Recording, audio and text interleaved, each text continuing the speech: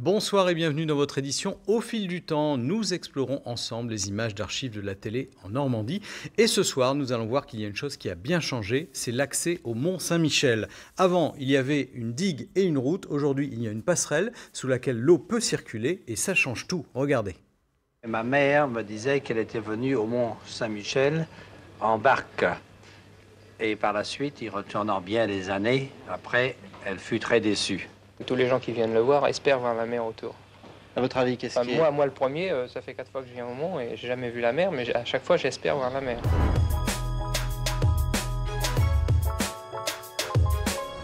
Le 24 juin 83, pour lutter contre l'ensablement, François Mitterrand donnait symboliquement le premier coup de pioche destructeur dans la digue de la Roche-Taurin. Pour la première fois depuis le début du siècle, quelque chose va être tenté pour enrayer le processus d'ensablement de la baie. Mais il faudra encore attendre. Enfin, le 1er avril 1995, Édouard Balladur lance la mission Mont-Saint-Michel. Mais avant le premier coup de pioche, les études préparatoires dureront 10 ans. À Grenoble, on recrée en modèle réduit la baie, ses courants et ses marées.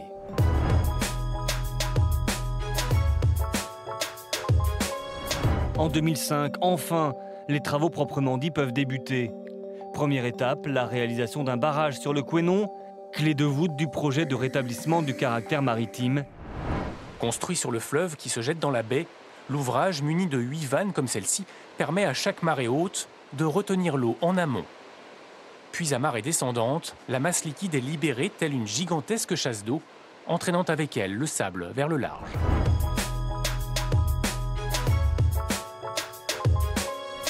La digue sur laquelle circulaient les voitures est détruite et remplacée par un pont-passerelle de 760 mètres de bois et d'acier sous lequel la mer peut à nouveau circuler. On vient de Saint-Rémy-de-Provence pour justement voir les grandes marées ce matin. Et alors, ce paysage? Magnifique, c'est grandiose. Après un siècle et des poussières, après des projets plus fous les uns que les autres, il semble qu'aujourd'hui la question du mont soit enfin réglée. L'opération coûtera cher, près de 130 millions d'euros pour garder une carte postale intacte.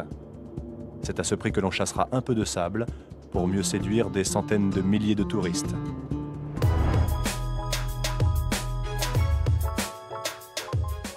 Notre invité est un expert. Bonsoir Romain Deguet. Vous êtes ingénieur, vous travaillez pour le syndicat mixte baie du Mont-Saint-Michel qui a été maître d'ouvrage de ces travaux. Alors les travaux, ils ont duré 10 ans, ils se sont achevés en 2015. Qu'est-ce qui a changé dans la baie depuis que le pont-passerelle et le barrage sur le Couesnon ont été construits ? Alors, depuis que ces deux ouvrages ont été construits, pas mal de choses ont changé. On peut déjà parler de l'accès du visiteur. Avant, on avait des parkings au pied du mont. Maintenant, ils ont été déplacés dans les terres. Ils sont beaucoup plus qualitatifs. Et surtout, le visiteur, quand il se rend au mont, maintenant, il a un paysage qui est complètement vierge de toute infrastructure, mis à part cette passerelle qui est très discrète dans le paysage. Donc ça, c'est vraiment un premier élément. Et puis le deuxième élément, évidemment, c'est ce nouveau barrage qui va générer des lâchers d'eau. Et au gré des lâchers d'eau, l'environnement va changer et puis les fonds vont s'abaisser, libérant de l'espace pour la marée. Est-ce que ça modifie le paysage comme c'était prévu, puisque on indique que si on n'avait rien fait, en 2040, le mont serait entouré de sable et d'herbus. Est-ce que vraiment le paysage se modifie ? Alors oui, le paysage se modifie réellement, puisque le barrage est en service maintenant depuis 10 ans. Donc on génère quasiment 2 lâchers d'eau par jour depuis 10 ans. Et les herbus, dans un périmètre assez proche du mont, ont reculé d'environ 500 mètres par endroit, donc le paysage s'est vraiment modifié. En plus de ça, dans la baie du Mont-Saint-Michel, 2 fois par jour, on a des marées hautes, donc le paysage va continuellement se modifier au fur et à mesure du temps. Et on a aussi des grandes marées, ce sera le cas dans quelques jours, avec des coefficients à 116 et 117. Et quand il y a les grandes marées, là, le Mont-Saint-Michel est vraiment ce qu'on appelle une île. Oui, dans le cas des plus grandes marées, notamment les coefficients à venir dans les jours prochains, le mont sera complètement entouré d'eau. Donc il sera plus possible d'aller au mont, sauf à relever son pantalon et se mouiller les pieds. Mais à ce moment-là, le mont sera complètement une île, effectivement. Et ça, c'est uniquement un certain coefficient de marée. Oui. Alors nous, on a pour habitude de parler plutôt en hauteur, mais effectivement, pour des coefficients de marée aux alentours du coefficient 110-115, on a le mont qui potentiellement est entouré d'eau. Alors on le voit, il y a beaucoup de touristes qui viennent à ce moment-là. Ça a changé quelque chose justement dans la fréquentation touristique ? Alors tous les travaux qui ont été réalisés n'ont pas changé quelque chose sur la fréquentation, on va dire annuellement. Par contre, au moment des grandes marées, on a vraiment un afflux de visiteurs qui va venir profiter du spectacle, que ce soit au pied du mont ou sur le mont. Alors ça, c'est l'attraction. Justement, comment profiter au mieux de ces grandes marées et de ce caractère maritime du mont ? Alors, pour profiter au mieux de l'insularité du mont, il faut venir soit tôt le matin, avant la marée haute, se positionner soit sur la passerelle, soit directement sur le mont, donc il faut arriver plutôt tôt le matin, ou alors tard le soir. Et puis, il y a aussi un autre lieu que moi j'affectionne particulièrement, c'est depuis le barrage.